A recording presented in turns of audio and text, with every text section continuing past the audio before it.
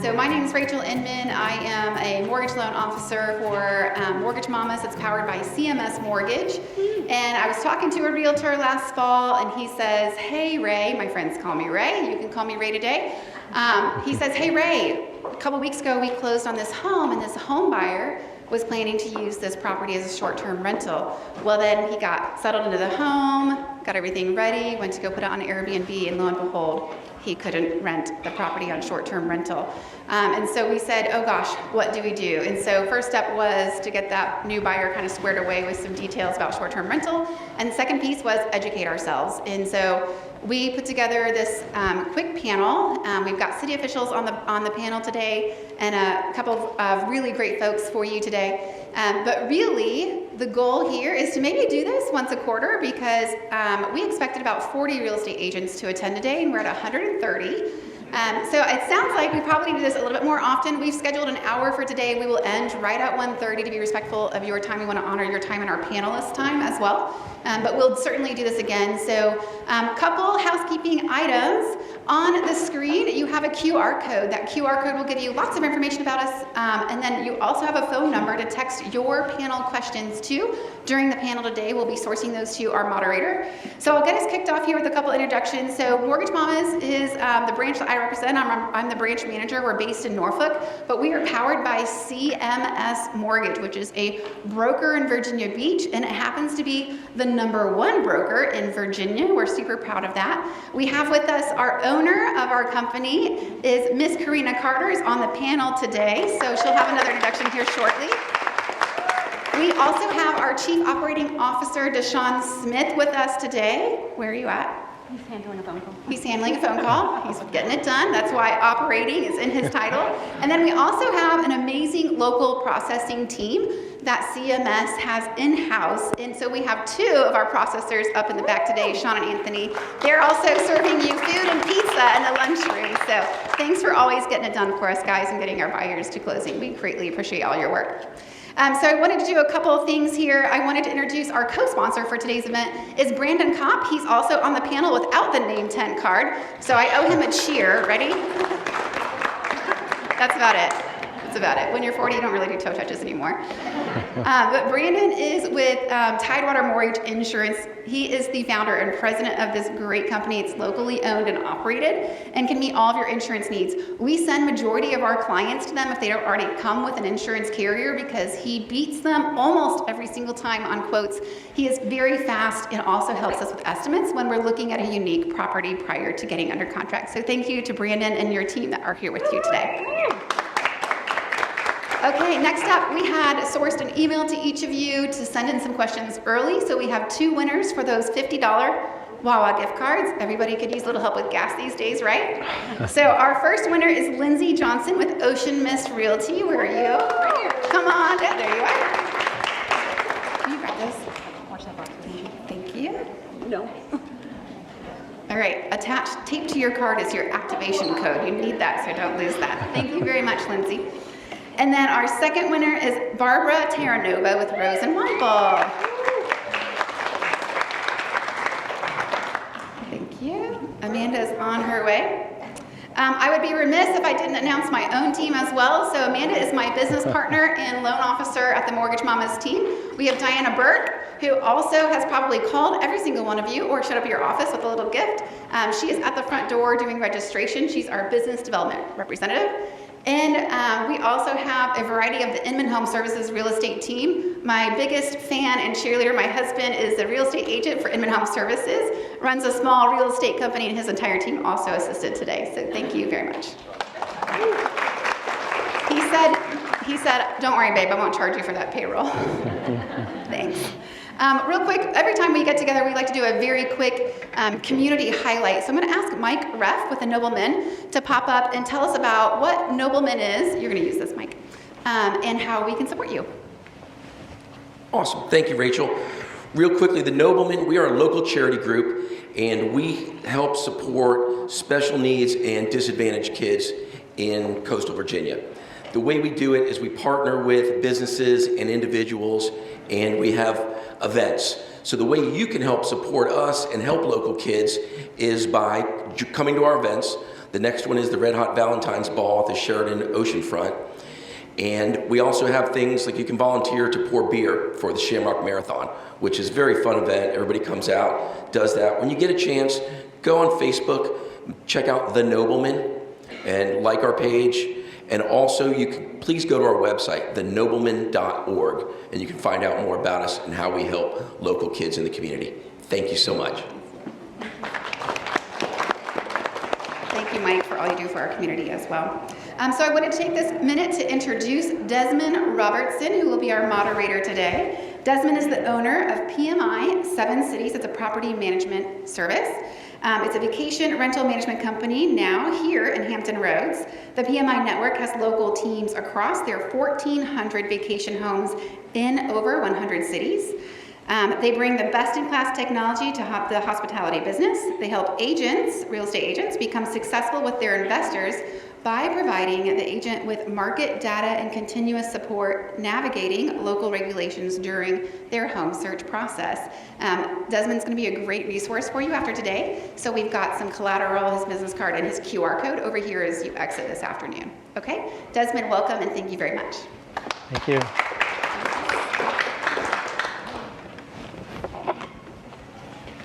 Thank you, everybody. Thank you, Rachel, for having me here. Okay, I'm going to introduce some of the other members on the panel. So first up, right here we've got Joffrey Whiteside. He's a realtor and an experienced short-term rental owner.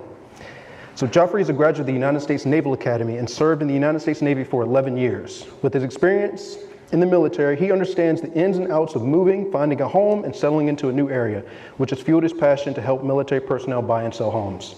He's an entrepreneur, investor, mentor, and leader throughout his community. He has been in real estate for 7 years and is the top performing agent in Hampton Roads. Joffrey owns several short-term rental properties and is here today to share his experience with us.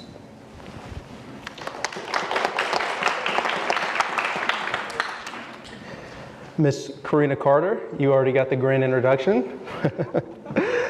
But she is the owner of Mommas. I'm sorry, of CMS Mortgage. The Mortgage Mommas are proud to be powered by CMS Mortgage, the #1 broker in Virginia. They're lucky to have a fearless leader and company owner in Karina Carter, who is here today. Karina has built a powerful mortgage company that treats each family and individual and offers the most competitive loan products as a mortgage broker. Karina also founded her loan processing company and runs the two companies side by side with her great team to offer in-house, smooth, and fast loan processing for clients and realtors.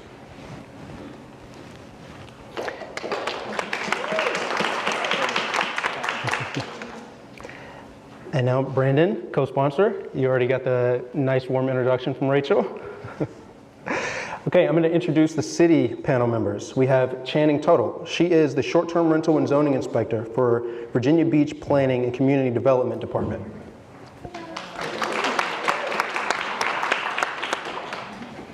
All right, Mr. Jeremy Sharp. He is the zoning administrator for the city of Norfolk.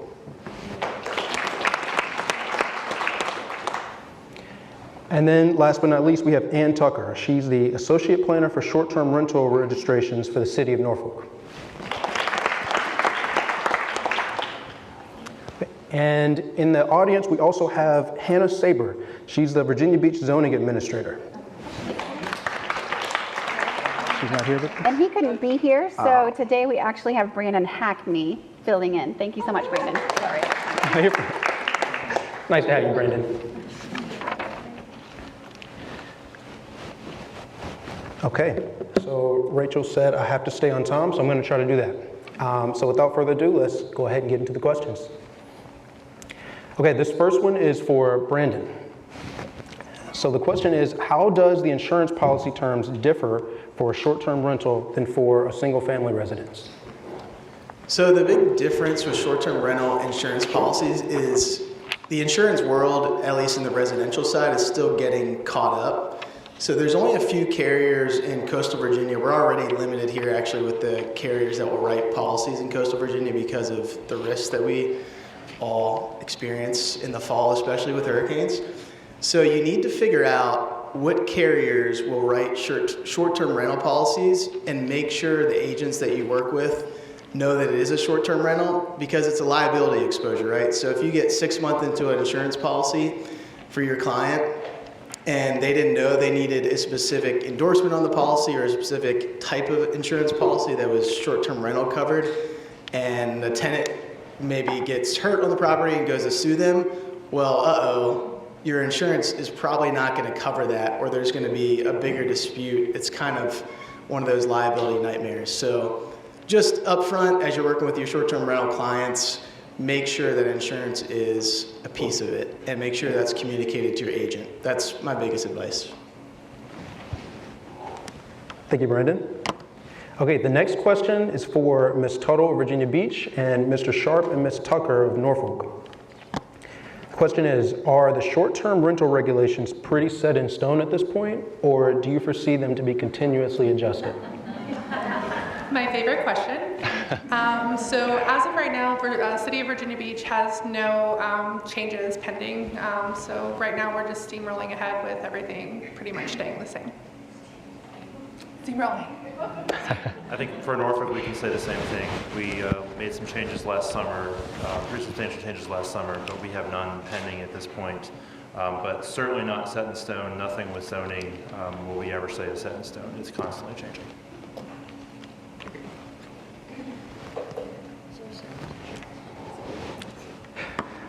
Okay, and this question just came in, so please continue to text your questions because the goal is to get to those. So this first question is rental arbitrage allowed in Virginia Beach? So Ms. Tuttle, that one is for you, but also if the team from Norfolk can chime in too as well, that'd be great.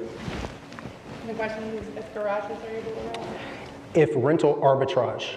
And so essentially that is if, yeah. So rental arbitrage is like if someone is renting out a property and I rent out this property from them, can I then use that to short-term rent? Do you have to be the owner of the property to short-term rent it?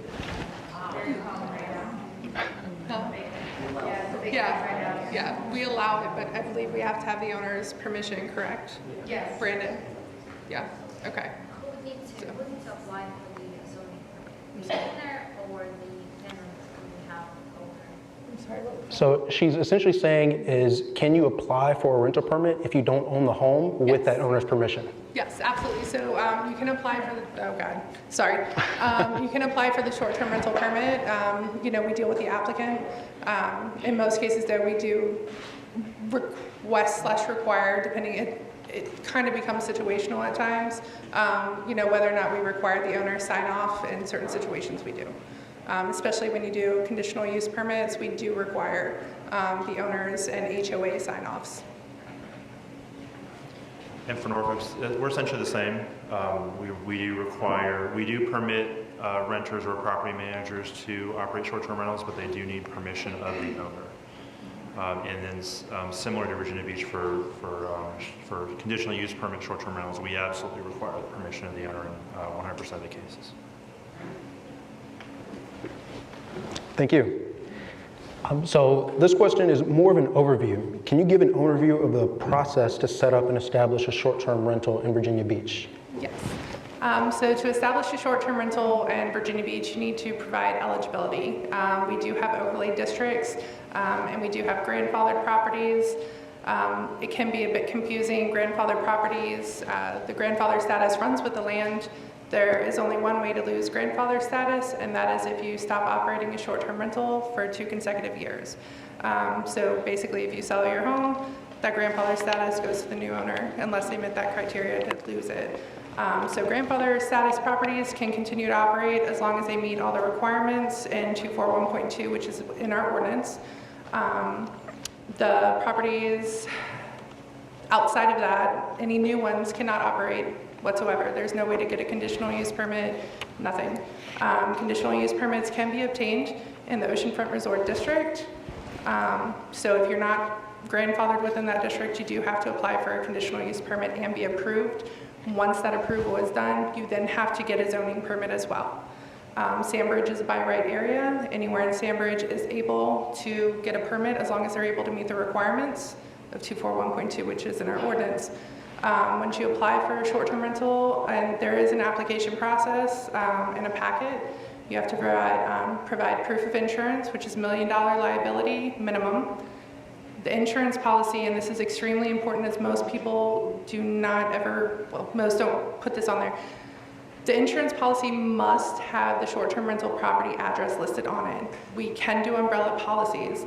However, if that address is not listed on the policy, we will not be able to accept it, and you will have to fix that. We can accept multiple policies. Some people have a problem getting $1 million. We can accept multiple, but again, that property has to be listed. There's a life safety inspection, which is literally just going in to make sure that the fire extinguisher is mounted, make sure the smoke detectors work. There's a structural safety inspection required for anyone who has decks or outdoor stairwells, any structures that are above 30 inches. That has to be conducted by a structural engineer. We require an up-to-date survey so that way we can create an approved parking plan.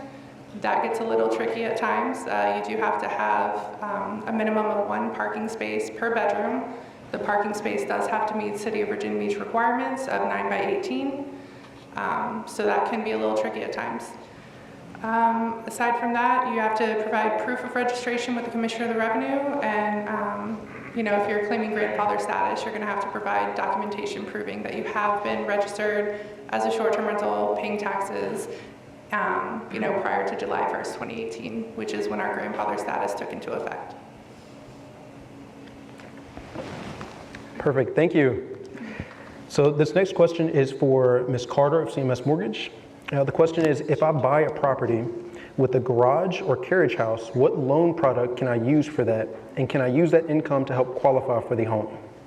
Okay, that is a great question. In most cases, depending on credit score, so both would rely on credit score, of course, if you're going to go FHA or conventional.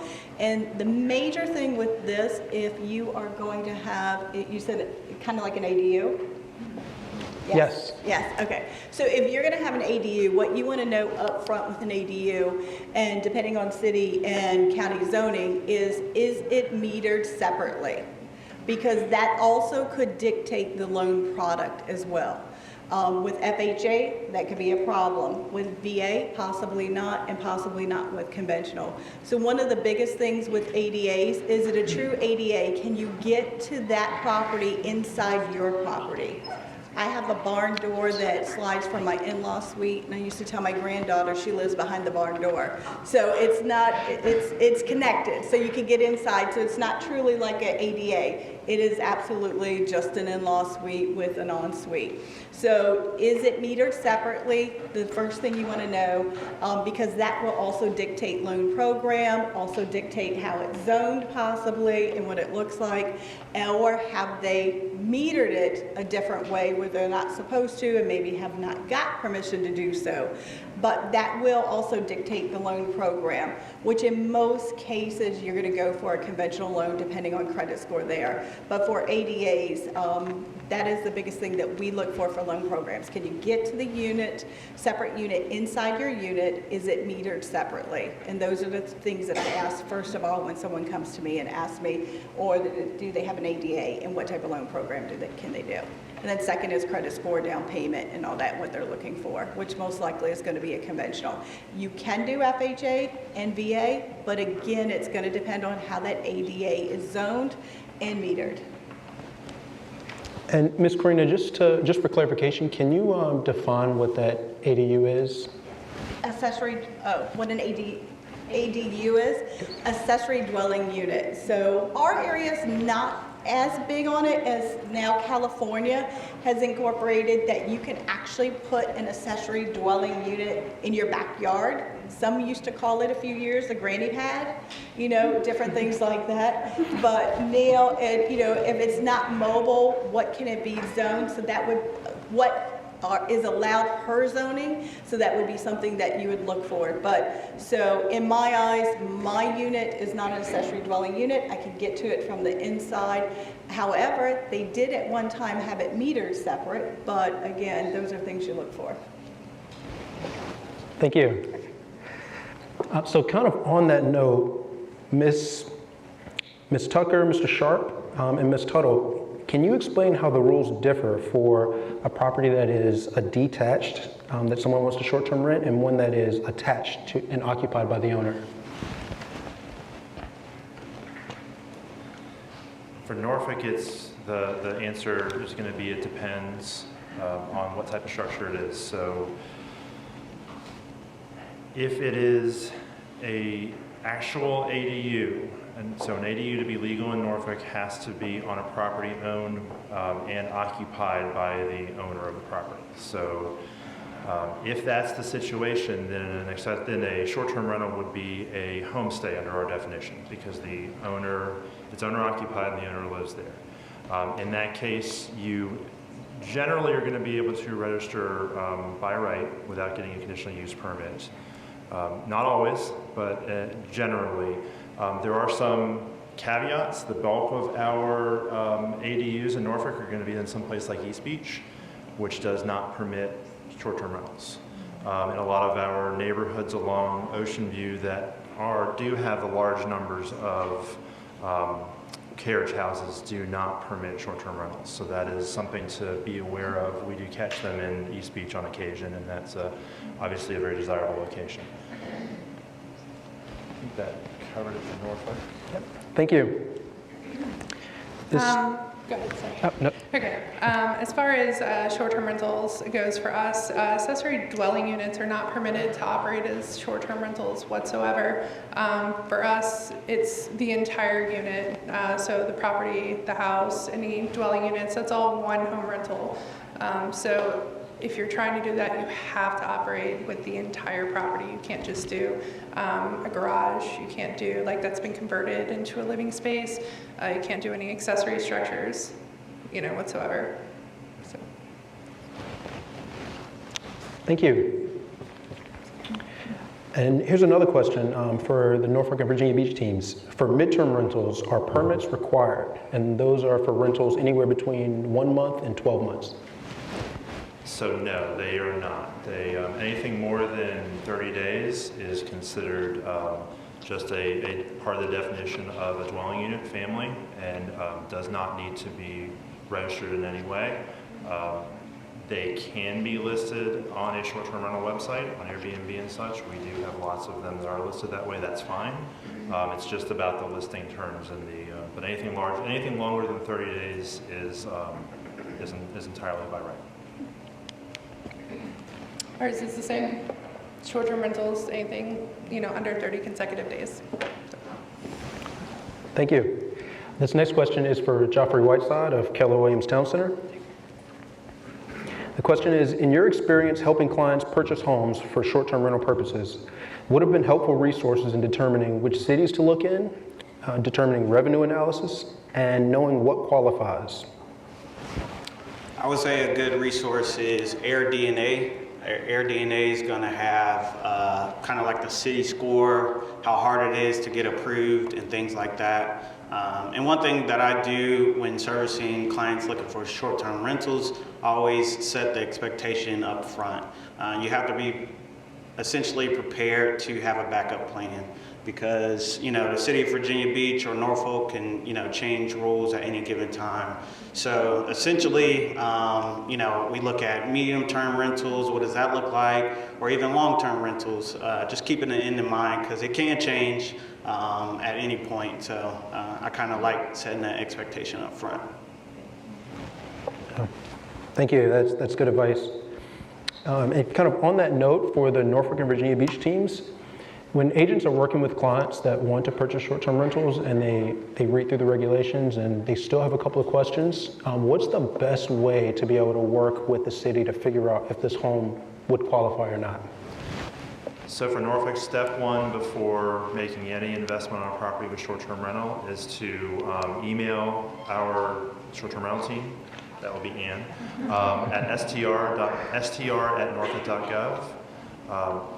Please don't send us a list of properties you're considering looking at and can they be registered. But if you're working with someone who's looking at a specific property and have specific questions, we'll give you some of that guidance as to whether it's by right, whether it's a CUP, some of the processes, what might need to be made, improvements on the site, things like that. So str@norfolk.gov is going to be your best point of contact. We're very similar in that process. We also have an STR general mailbox. It's str@vbgov.com. You're more than welcome to send any sort of property questions as well. Like, to echo that, please don't send a list. We just don't have the manpower for it. However, we do have Virginia Beach city map. It can be a little difficult to navigate at times. However, if you guys, this is probably going to be the best thing for you guys to use. I can send you guys step-by-step instructions on how to navigate that site if you go ahead and send me an email on the STR page, STR mailbox, and I can get you those instructions. And basically what it is a City of Virginia Beach map. You pull up the address that you're looking at. It has information. It'll list the zoning that's that it's under. So at least you guys can decide whether or not it's eligible based on overlay districts. As far as grandfathered properties, that one's a little trickier. You may want to guarantee, send an email to the STR inbox asking, is this property grandfathered? And we can look into that for you. But number one, I would definitely please say if your owners are specifically looking for short-term rental use, 100% contact our office first. One of the biggest things we don't like is, disappointing our citizens. So, just let us know and we'll help you as best we can.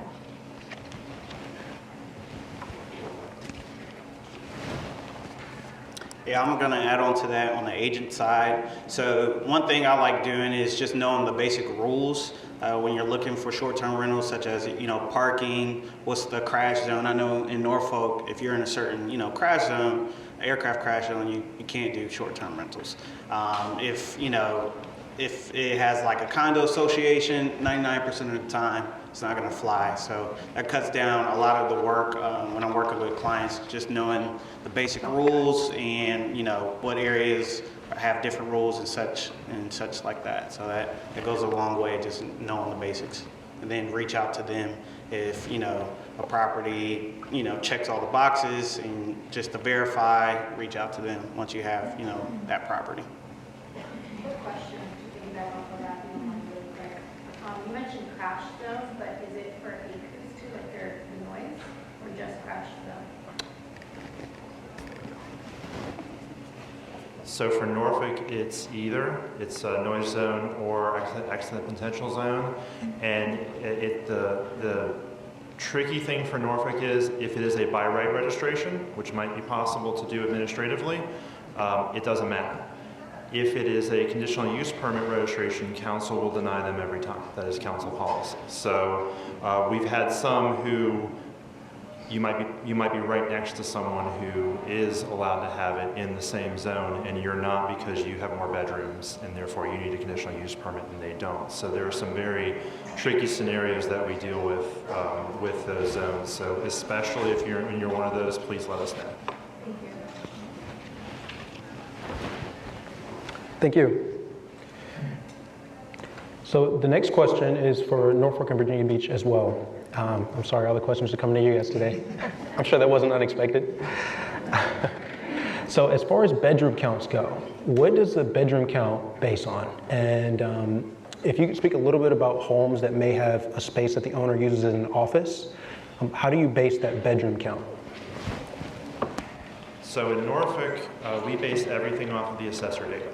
If the assessor says you have 3 bedrooms, you have 3 bedrooms. If you actually have four bedrooms, go talk to the assessor and get it changed to a 4-bedroom house, or vice versa. That's what we base everything off of. It's the simplest way, it's the cleanest way. When we first started out with short-term rentals, we had a lot of issues with people who would register for a 3-bedroom and then they would advertise it on Airbnb as a 4-bedroom, and we see the pictures and send them a violation. So it's something that we definitely have narrowed down on, which is whatever the assessor says is what we're going to follow. Virginia Beach has the same policy. We refer everyone to the city assessor's office, and we have to go by what they say. I will add that our city assessor's office, our real estate assessor's office, is extremely quick at getting out there. They do a great job. They give us reports pretty much almost immediately. So that's not a big deal as far as we're concerned. Yeah. Thank you. Next question is for Mr. Whiteside of Keller Williams Town Center. Question is, do you feel that the short-term rental market in our area is oversaturated? And where do you think the best opportunities are for profitability? You know what was coming. That's a loaded question. In short, I don't think it's oversaturated because of the policies, especially in Virginia Beach. It's tough to do in Virginia Beach. All of mine were grandfathered in, luckily, but going through that new process is a lot. So I would say it's not oversaturated in Virginia Beach, not in Norfolk either. Some of the more popular areas, I believe, is Ocean View. Anywhere by the water is, of course, going to attract tourism, or by hospitals. I know medium-term rentals, traveling nurses, and such like that. There's still a lot of opportunity out there, and it goes back to what I said before. Just have a backup plan. Make sure the numbers make sense long-term wise. Before you hop in any investment. I probably wouldn't do any short-term rental if that's the only thing I could do with it, to be honest with you. Thank you. And this is a follow-up to Ms. Tuttle. The question is, how do you find out if a property is already registered and can be grandfathered? I'm sorry, already registered to be grandfathered? So that's a tricky one. The Commissioner of Revenue will have all of the dates as far as when those properties were registered and if or not they were paying taxes, because that is private information. They can't disclose that to you unless you're the property owner that was registered and paying taxes. That is why one of the steps for permit verification for us and the approval process is for us to call over to the Commissioner of Revenue, see when they registered, see if they were paying taxes prior to that date, and then we can confirm it on our end. I'm not opposed to taking those emails to check to see if properties are grandfathered. However, at this time, I just would like all of you to know I try to get to my emails as quickly as possible, but we are extremely understaffed, and it may be a little bit of a wait. But that is something that our office is willing to do on it. Thank you. This next question is also for the cities of Norfolk and Virginia Beach. The question is, what are the penalties for operating short-term rentals without permits? Sorry, one more time? The question is, what are the penalties for operating short-term rentals without getting the permit? Love this question.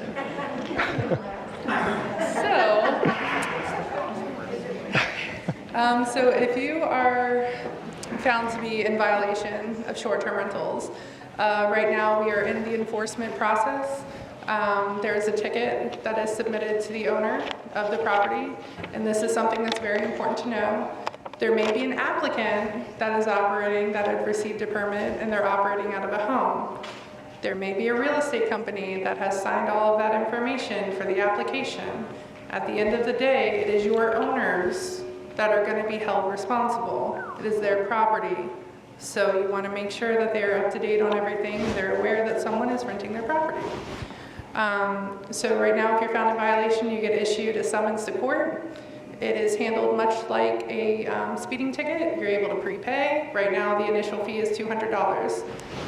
You have 10 days to comply. After that, there is a possibility you will get hit with another violation. And it goes so on and so forth for 4 violations. After that, things get escalated, and right now we have not seen that happen yet. So I'm a little hesitant to go further on that, just because I'm not exactly sure how the courts are going to be handling that moving forward. So that's about as honest I could be about that. Yep. Okay. Oh, Norfolk, have fun. Yeah, we're very similar. And I'm not sure exactly how Virginia Beach is. Everyone's interpreting the new state codes a little bit differently. So it is a zoning violation. So we first will give you a zoning violation notice that has a 30-day clock. So for those who are neighbors of one that's illegal and complaining, know that it's going to take some time before we get into the enforcement process. So that's something that we do hear a lot, and it is a complaint. So it's initially a zoning violation, it's 30 days. Once, if it's still operational after that period of time, which they always are, they go to, we do this very similar to Virginia Beach, essentially a ticket that goes to circuit court, and the first fine is $200. Right now, the second fine is $500, and we're allowed to charge up to $5,000 for a single violation, and it's the 10-day periods as Channing is describing. But it's typically for us, the third violation is going to be the balance. It was for a time where we were doing 200 and then 4,800, and so the 200 we would get, and the 4,800 they would stop. So that we have tested that one out. The judges in Norfolk have actually assessed $4,800 fines, so the full $5,000 to certain operators. So if you get a zoning violation from us, please stop operating. And so, and again, it's the property owner that's going to be responsible for it. And if they are local, they're going to get a knock on the door from one of us with a summons. So. I would like to piggyback on that. As Norfolk gives you the 30-day notice, we have not. We've stopped that practice, so you don't get any notice whatsoever. You will immediately get the fine. So please be aware of that. And from what I understand, and I would like to get Brandon's feedback on this, we also have the same 200 to 5,000, right, over the course of 4 infractions. I'm sorry. The limit is 5,000, and right. The reason we don't do the 30-day notice is because we sent out a notice to everyone in the city that was telling them they need to come to compliance.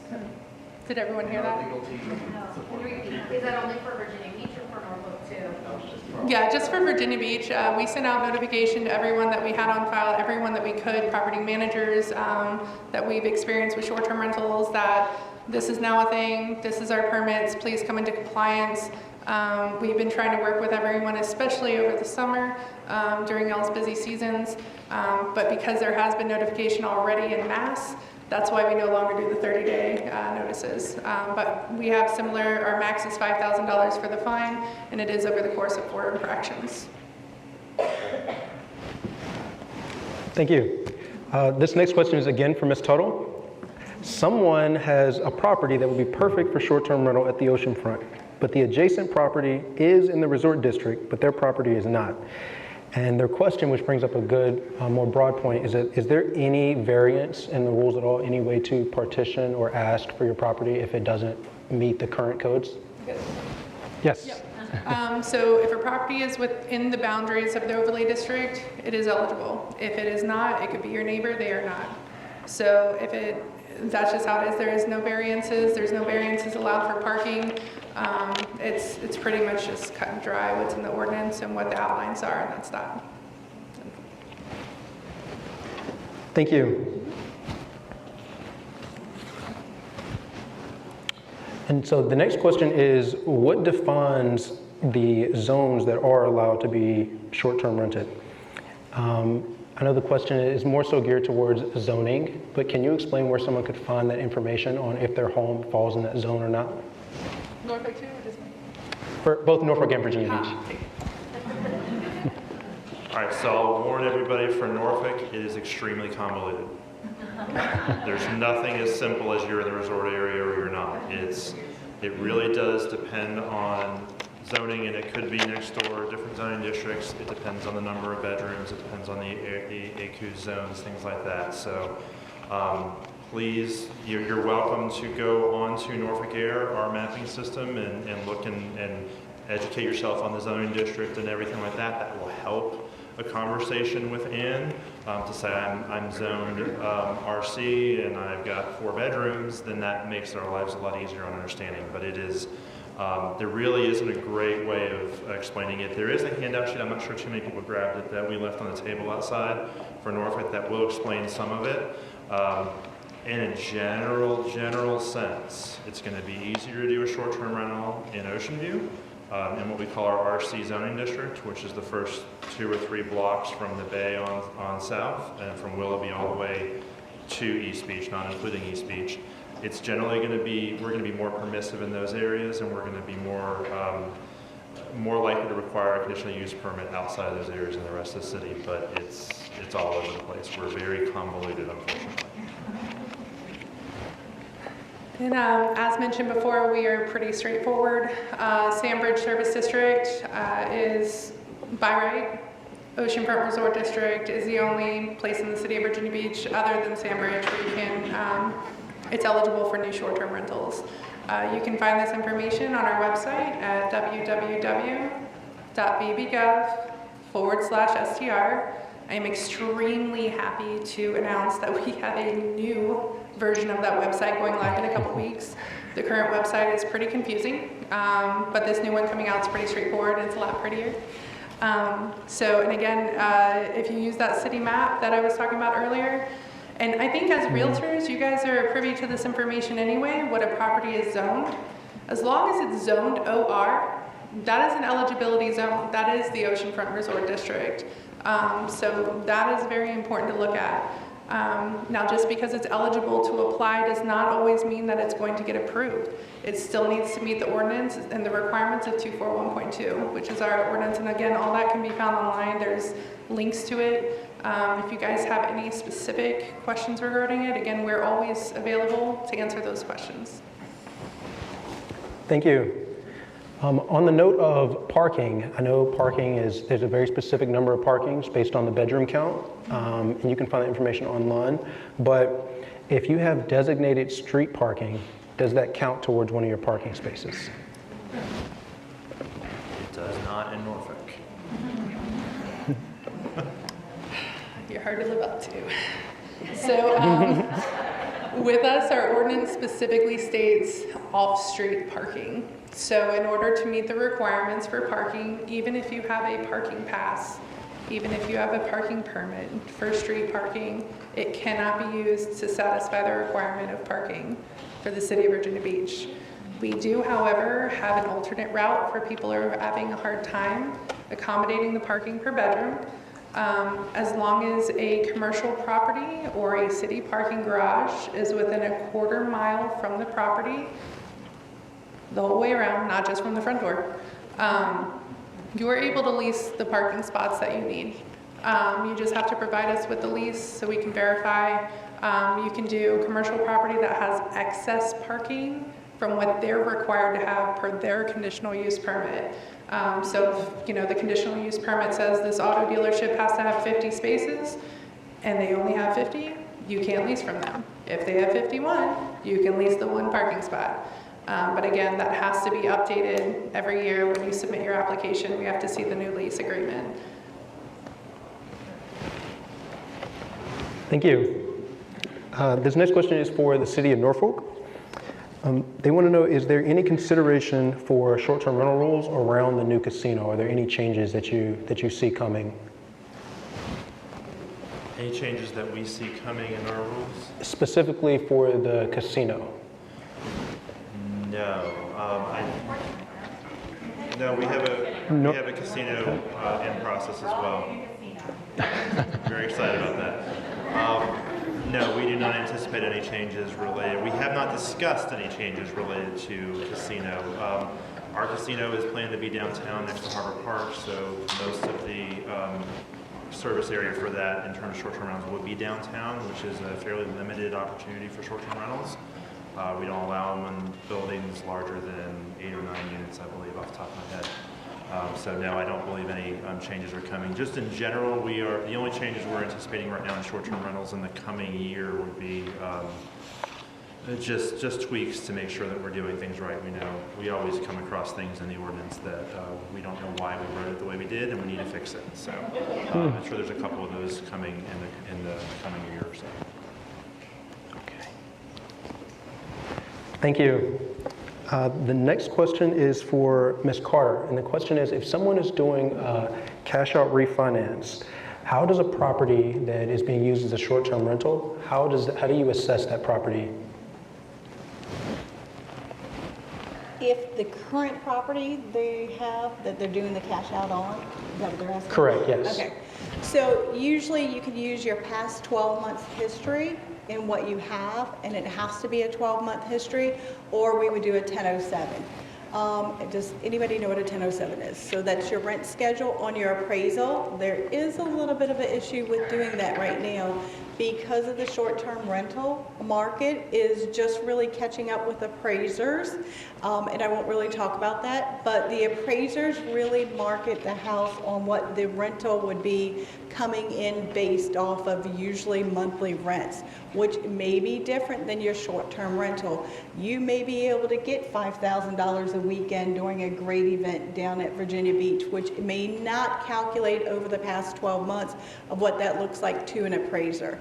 So we would use the last 12 months or what they claim on their tax returns, or we would do a 1007, which the rent schedule on the 1007 could be a toss-up. So that would be definitely depending on what the cash out guidelines are as far as that goes. And some of them, Freddie Mac has already changed, Fannie Mae may follow that. I'm not sure if you guys know, but now you may have to wait the whole 12 months, even if you are in a position the 6 months where you did a rate and term. So you definitely want to look at the guidelines for doing the cash out or recouping money going into a short-term rental too soon coming up. So definitely check that out and see what the history is of the rental, and then maybe talk with a local appraiser to see what he's going to give you on a monthly rental analysis for that specific property. Additional to that, what if it's the ADU? So what if it's primary with the ADU? How would that be assessed? Similar to the same thing. The ADU is a little bit more difficult because there's not as many. And so getting the rental history for that, do they actually claim it on their tax returns? Do they have the 12-month history? I personally wouldn't go a 1007 route and rent schedule on an ADU. I think that would probably tank your deal. Can I add one more to that? What does the LTV look like on something like that? So for anything to do with, if it is a primary and you had an ADU on it, then we could still go up to the primary LTV limits, which is possibly 80%. Conventional, depending on if it is a duplex, triplex, or anything else like that, then it may be capped at the 70 or 75. Thank you. This next question is for Norfolk and Virginia Beach. Can you go over the timeline of applying for a short-term rental permit? Hello, everyone.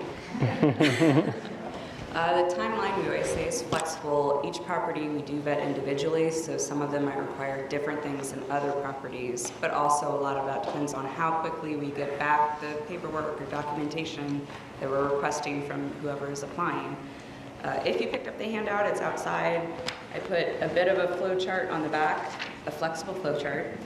As you go through, a lot of that will be vetting the properties, kind of the first step on both sides. A CUP takes several months.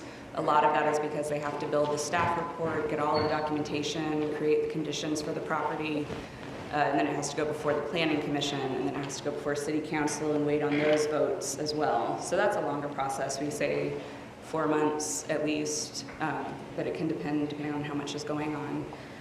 For by right administrative ones, I have done people in a week if they get back to me quickly and I'm not flooded with a lot. Sometimes it takes a couple months if they have some things they need to fix or a lot of questions. Being able to vet the property on your own using Norfolk Air, like Jeremy mentioned, really helps speed up the process. So when you're ready, you're ready. You can put in your application. I'll let you know what else you need. For by right, I would say we say 5 to 10 business day responses and at least 2 weeks, but if I don't have a lot of applications, I can knock you out in a couple days. Sometimes it takes a little bit longer, especially gearing up for the summer, you know, we get flooded more. So I would say at least 2 weeks and hopefully sooner.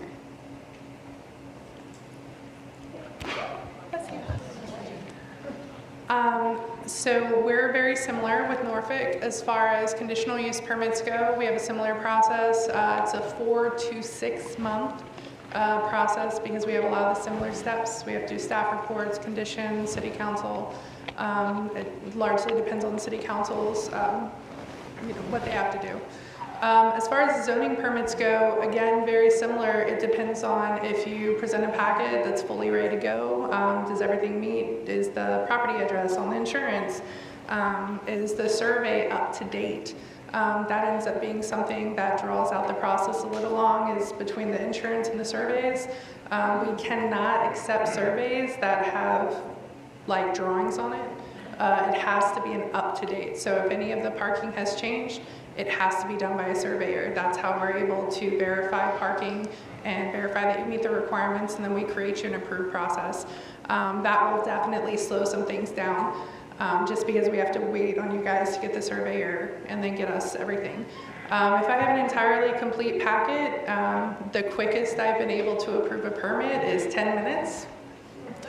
I know. However, due to our backlog right now, it's much longer. So what happens is everything is a first come, first serve. So I'm going in order.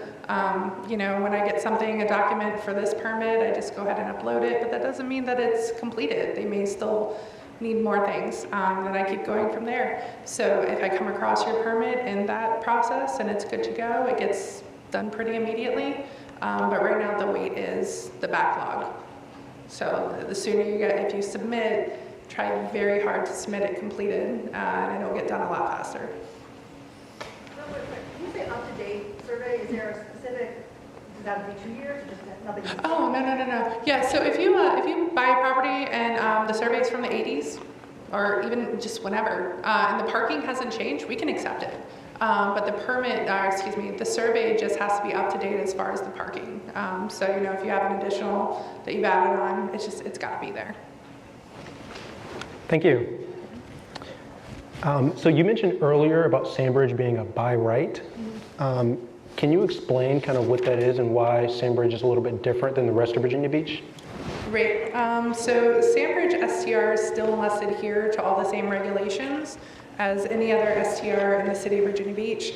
But because Sandbridge is determined to be a special service district per the Code of Virginia, but they are not required to prove grandfather status because of that by right from the Code of Virginia.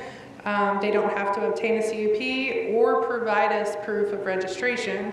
However, they are still required to be registered and to be paying taxes. But that's the only difference.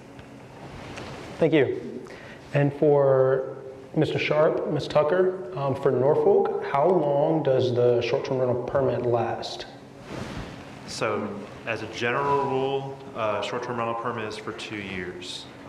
Just this past year, City Council did permit that to go up to 10 years, but only in the case of buildings larger than 8 units, between 8 and 24 units.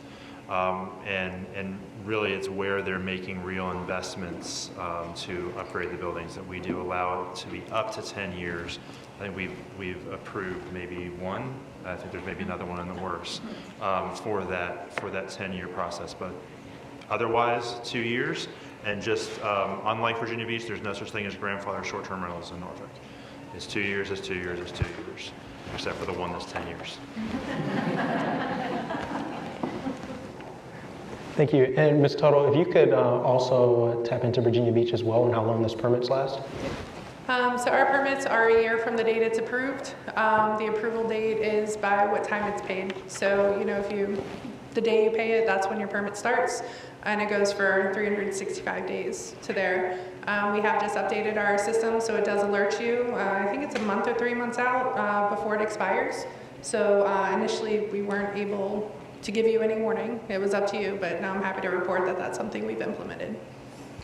If I could also add something, just because you receive a conditional use permit, you still subsequently need to get your annual zoning permit. Yeah. So you're not automatically approved for short-term rental use. You need to subsequently get that annual permit. Everyone hear that? Sorry, not based on the but you hear that? Yes? Okay. Just because you receive your conditional use permit, which I'm so sorry, that's good for 5 years. As long as you receive that, that does not automatically mean that you're able to do short-term rentals. You still have to get your zoning permit on top of that for short-term rentals. And once that's approved, that's when you're able to legally operate. And sorry, we're similar in that our permits are essentially good for 2 years. So you get the registration, whether by conditional use permit or by right, and it's good for 2 years from that point. And I had something else I was going to add, but I lost it. Yeah. Hopefully it comes back to you in the next 4 minutes. So I got a ton of questions, and I wish we could get to them all, but we can't. I promised Rachel I'd stay on time. So final question is, as far as the rules that come out between the different cities, I know sometimes it kind of feels like the rules change, but What is the best way for the real estate community to be able to be involved in those rule changes? To get involved with rule changes, we try first and foremost to work through our civic leagues. And so particularly with short-term rentals, it's going to be the Ocean View Civic Leagues. That's where we focus most of our attention. But then we will always take everything has to come through a public hearing before Planning Commission and City Council. We do try to advertise and let people know what's coming. If there is, if there's a group that we should be sending notices out to, we'd love to have something like that we know to get it out to. As far as communications, but really it's the civic league level is where the decisions are really being driven in Norfolk right now. And I'd like to echo everything you just said. Same with civic leagues, and we have to go through processes as well before changes can be made. We're also open doors at the STR department. We really try to work within what we have to work with. We are governed just like you guys, and if there's anything situationally that we can do to help make something work for your situation, we will fight for you. We'll do our best to make that happen. So, if you guys have any suggestions, things that you're concerned about, please feel free to let us know. We will definitely pass that up the ladder and, try to get some resolution for it. Thank you for that, and I also think that doing this, you all coming out, is a big step towards that. So thank you for being here with us today. I need to turn it over to Rachel, so maybe we'll do this again. I think she's going to touch on that, but I appreciate everyone coming out, and thank you for having me. Yeah, let's give our panel a round of applause. So we have all kinds of unanswered questions that you've sent in. So we will do our best. We're going to send those questions into each city, get their responses, send those back to you. We'll also post the questions and the answers as we return them on our social media. So that's my shameless plug there. Follow us on social media. Click that QR code on your screen. You've got it all saved. It's everything that you need. Also on that QR code is how you can work with us. We would love, this is my moment where I get to ask you to trust us to send us your business, your home buyers. Mortgage Mommas would love to impress you with your next home buyer. So we'd love for you to send us that lead. Here's very quick, 4 reasons to work with Mortgage Mommas. Number 1, we close early as often as possible. We are not the lender who backs into your closing date. If we can get you the clear to close, that CTC, a week early, we're going to do it. Our awesome half of our processing team up there is going to push that because we would rather you as the listing agent, the buyer's agent, the buyer and the seller all know we've got the clear to close, we're just waiting for the closing date, or we have the option to close early and sit back, relax, and just chill. Then rather than the day before closing, you're guys going, are we good, are we good, are we good? So let us take that stress off your plate. Reason number 2, we send your team video reviews. Education is my passion, if you can't tell. Every time your home buyer gets a loan estimate, an ICD or their final CD, they get that document with a video review of me or Amanda outlining every single detail. Our processing team sees these videos all the time because they're copied on them to make sure that when your buyer gets to the closing table, they're educated, confident, and comfortable with their home loan, and that the documents they see are not the first time they're seeing them. Reason number 3, we train your team of agents. So on this QR code, you can do a few things. You can click a coaching moment with me as a broker, a coaching moment with me as an individual agent to help you learn how to grow your business. We focus on referrals because referrals are warm leads to you and they're free. F-R-E, free, right? So in this moment, I also get to tell you about something really cool. Our next session for agents, we do once a month a lunch and learn and once a month an agent happy hour workshop. On January 26th, again, it's on this QR code, is our agent workshop. We're doing happy hour with Hanger Law, and Hanger Law is bringing in CPAs to tell you as agents how to do your taxes as self-employed individuals. So they'll be telling you all about tax credits as well that you should be taking advantage of this year. The 4th and my favorite reason is we help you grow your business, okay? It's really hard for us as humans to ask for business.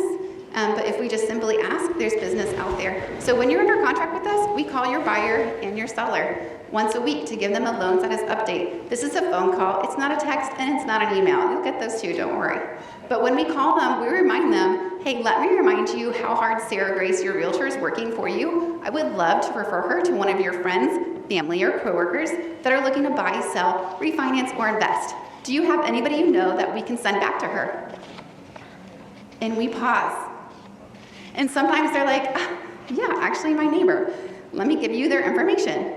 And sometimes they say, you know, I don't have anybody right now, I can't think of anybody. And we say, that's okay. Can I count on you that when your friend, family, or coworker have business to send back to your realtor, Sarah Grace, that you'll call me and let me know so we can get them ready for her? Yes, absolutely. It's the response we get every single time. So we want to help you by, when you send a deal to us, give you a referral back by asking that simple question once a week when we're under contract. All right, here we go. Ready? I want to say thank you to Desmond. Didn't you do a great job today? Thank you. I just got to meet Desmond today in person for the first time. We've been talking on the phone for about a month. And he runs a really cool property management company that he provides data for you and your home buyers looking to turn their properties into investment properties or buy investment properties. He has information, business cards, and a QR code right outside the store. You would be doing yourself a disservice if you did not scan that or grab one of those cards before you left, because he's going to be a huge asset to you as you move forward in your business. Okay? Sound good? Pick that information up. Next, I wanted to say thank you so much to our panelists, our city team members. Brandon, thank you so much for co-sponsoring today. Karina, thank you so much for your support in our business. And Jeffrey, thank you so much for sharing your insight today as well. Can we give it up for them?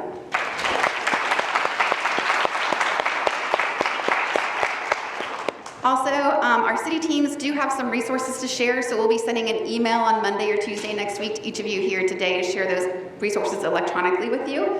And last but not least, we have these giant, our processing team and CMS brought in these giant boxes of pizza. I don't know if you saw them come in, but if you're still hungry, would you do me a favor and go grab a second lunch? Would be awesome. And mingle and have a great time. Meet somebody new in your circle and grow your circle of influence. Thank you so much for your time being here today, and we'll see you again soon.